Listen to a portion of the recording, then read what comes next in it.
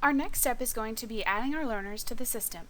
We can do this one at a time by clicking the Configure tab and then Add User. From this page, you'll just fill in the user's first name and last name,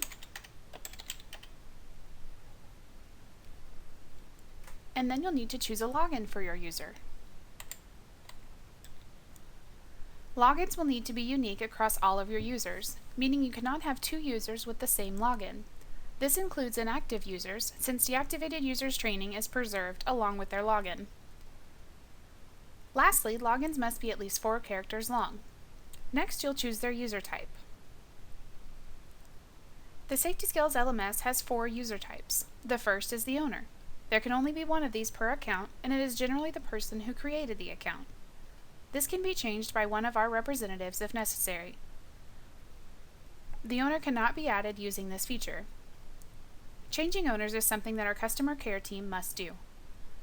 The second type is Super Administrator. The super admins can do almost everything the owner can in the system, but most importantly can see, assign, and run reports on all users. The third type is Administrator.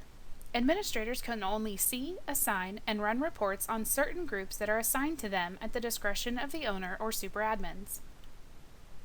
The fourth and final type is a learner. This will be the majority of your users.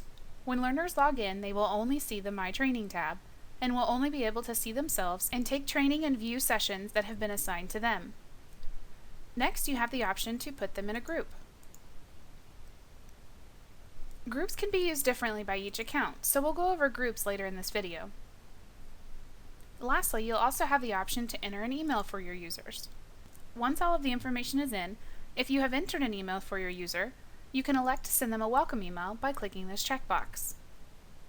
I'd like to note that you do not need to create passwords for your users. They will simply need their login, and the system will prompt them to create a password the first time they sign in.